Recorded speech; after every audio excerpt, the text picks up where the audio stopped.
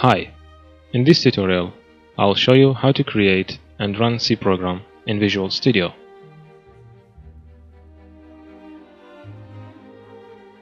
First, create new project. From File, New, Project. Select Visual C++, and from Other, select Empty Project. Name your project and click OK. In the Solution Explorer window, right-click on Source Files. Add New Item. From Visual C++, you can select any file, it doesn't matter. What really matters the most is the extension. It must be .c.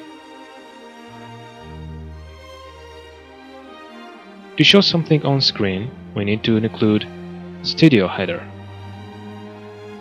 Void main is the starting point for our C program.